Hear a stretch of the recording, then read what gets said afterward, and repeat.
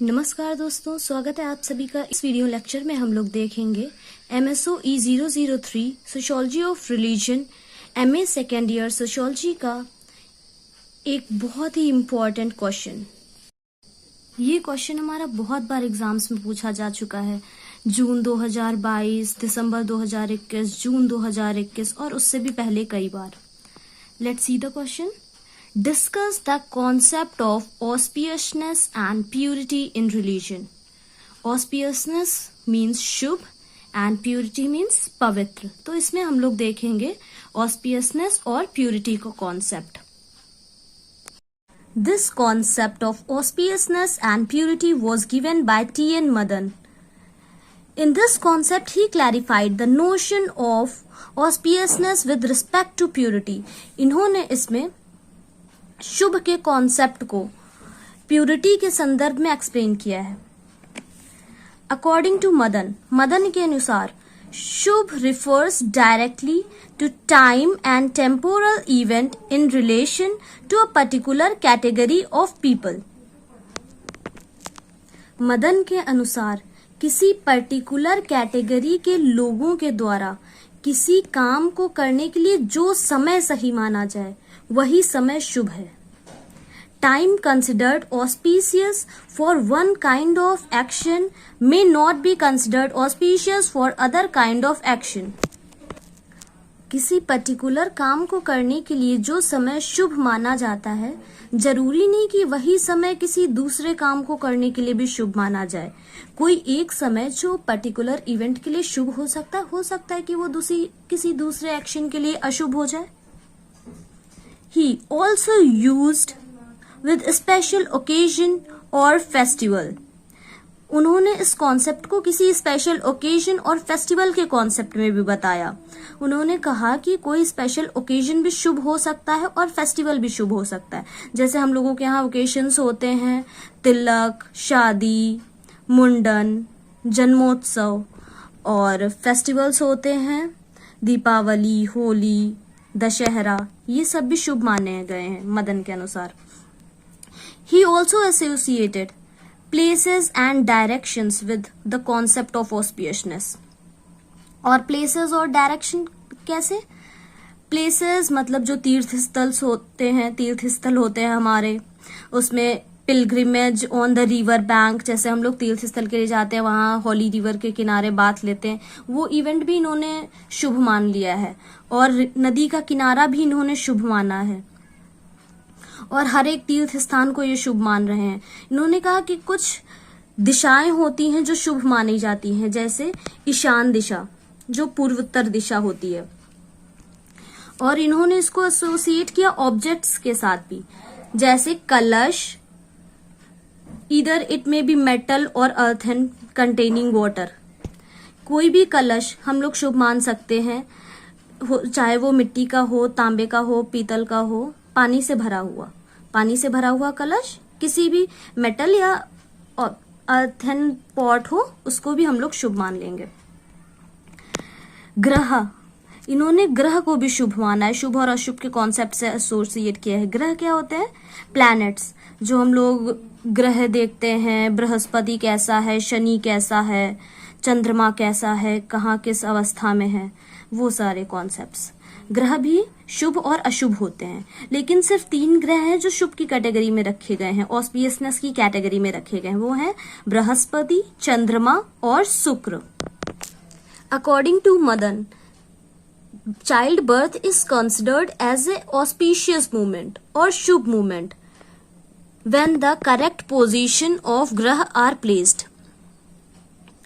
But if graha are placed incorrect with respect to position and time, then we need to correct it with various rituals called upay or corrective ritual measures. हम लोग जन्मोत्सव को, बच्चे के जन्म को शुभ event consider करते हैं, शुभ मानते हैं, लेकिन कब वो पूरी तरह से शुभ माना जाएगा? जब हमारे जो ग्रह की पोजीशन है, ग्रह हैं चंद्रमा, शुक्र, शनि, ये सब करेक्ट पोजीशन में हो, अपने सही स्थान पे हो। विद रिस्पेक्ट टू टाइम, जिस समय के अनुसार उनको जहां होना चाहिए अगर वो वहां है तभी उसको शुभ माना जाएगा। और अगर वो नहीं होते हैं तो उसको हमको सही करने के लिए कुछ उपाय करने होते हैं। हम लोग बहुत सारे रिचुअल्स परफॉर्म करते हैं उसको सही करने के लिए। पुरोहित से पूछते हैं, वो जैसा जैसा बताते हैं हम लोग वैसा करते हैं, फिर उसको करेक्ट कर लेते हैं हम लोग।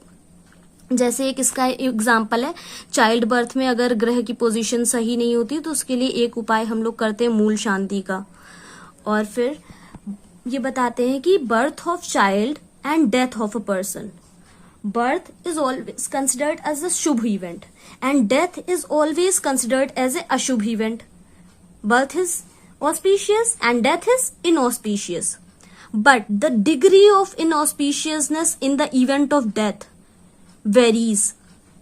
ये निर्भर करता है कि इंसान की मृत्यु किस समय पे हो रही है। किसी पर्टिकुलर समय पे ग्रह की पोजीशन के अनुसार वो शायद बहुत ज्यादा अशुभ मानी जाए, और अगर थोड़ी बहुत ग्रह दिशा या नक्षत्र ठीक है तो हो सकता है वो थोड़ी सी कम अशुभ मानी जाए। लेकिन विडोहुड इज वेरी इनऑस्पिशियस। जो विधवा होता है, विधवापन होता है, उसको हम लोग बहुत ज्यादा अशुभ मानते हैं। Womens are not allowed to take part in any auspicious event like marriages, specially marriages. जो महिलाएं होती हैं, विधवा महिलाएं, उनको किसी शादी ब्याह के मंगल कार्य में उनको हिस्सा नहीं लेने दिया जाता है। ऐसा माना जाता है कि कुछ अशुभ हो जाएगा, तो इसको हम लोग बहुत ज्यादा अशुभ कंसिडर करते हैं। और आगे मदन बताते हैं कि most pure and sacred thing is यज्ञोपवीत। यज्ञोपवीत भी हम जिसको बोलते हैं 3 standard thread, twice bone, superior और कास्ट। यज्ञोपवीत मतलब जिसको हम लोग जनेऊ कहते हैं, एक धागे जैसा होता है जो मोस्टली मेल्स पहनते हैं अपने शोल्डर और चेस्ट से, और उसको 3 धागे और 4, 5, 7 धागे अलग अलग हिसाब से होते हैं। वो उसका मतलब होता है कि ये पर्टिकुलर कास्ट का इंसान 2 बार जन्मा है, मीन्स ट्वाइस बॉर्न, द्विज है।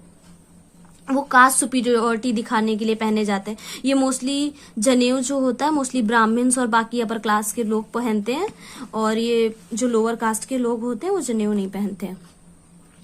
Madan writes this concept of auspiciousness and inauspiciousness and purity. Madan जो ये कॉन्सेप्ट देते हैं शुभ, अशुभ और पवित्रता का, उसका रिजल्ट क्या होता है, उसके रेफरेंस या उसके रिजल्ट के रूप में इमर्ज करते हैं। एक और नया कॉन्सेप्ट इमर्ज करता है इसके बीच से, जो होता है शंका और डाउट का।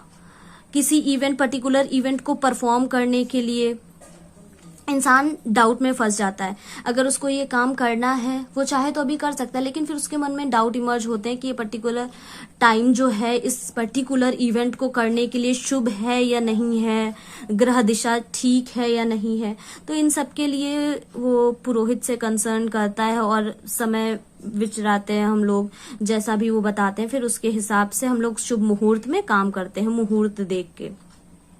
और इस कॉन्सेप्ट को इन्होंने स्टडी किया था कश्मीरी ब्राह्मण्स के बीच में। और फिर इन्होंने ये तो एक शुभ का डाउट वाला कॉन्सेप्ट बता दिया शुभ कार्य को लेकर, और उत्तर प्रदेश में ये बताते हैं कि एक इवेंट को यहाँ के लोग बहुत ज्यादा अशुभ मानते हैं। कौन सा इवेंट है? जैसे उत्तर प्रदेश में अगर हम जा रहे हैं, अगर उत्तर प्रदेश का कोई भी इंसान किसी महाब्राह्मण के संपर्क में आ जाए तो इसको यहाँ के लोग बहुत ज्यादा अशुभ मानते हैं। और महाब्राह्मण कौन से होते हैं? महाब्राह्मण वो होते हैं जो मृत्यु के बाद इंसान के अंतिम संस्कार के कर्मकांड करवाते हैं, उसको हम लोग महाब्राह्मण बोलते हैं। और फिर Brahmins of both UP and Kashmir consider milk as the purest form of drink. जो उत्तर प्रदेश और कश्मीर दोनों ही जगह के ब्राह्मण मिल्क को, दूध को सबसे ज्यादा शुद्ध, पवित्र और प्योर पेय पदार्थ के रूप में कंसिडर करते हैं। Notion of auspiciousness and inauspiciousness is very important in daily life of people, especially upper caste. जो ये शुभ और अशुभ का कॉन्सेप्ट है, ये इंसान की डेली लाइफ से जुड़ा हुआ है, स्पेशली जो अपर क्लास के लोग होते हैं उनके साथ। तभी तो हमेशा किसी भी काम को करने से पहले लोग पंडित और पुरोहित से पूछते हैं। अगर हम रिसेंट एग्जाम्पल लें तो देखते हमारे यहाँ जो फ्रांस से राफेल जेट प्लेन्स आए थे, उसको भी देखने के लिए उनके भी आगमन की शुभ मुहूर्त तय किया गया था। तब उनको बाकायदा पूरे संस्कारों के साथ स्वास्तिक वास्तिक बना के और उस पे नारियल फोड़ के हमारे रक्षा मंत्री जी राजनाथ सिंह लेकर आए थे उनको।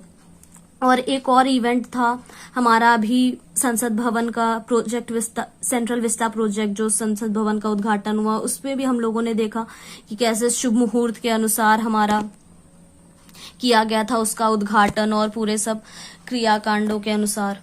तो ये था हमारा शुभ और अशुभ का कॉन्सेप्ट। इसको किसने दिया था?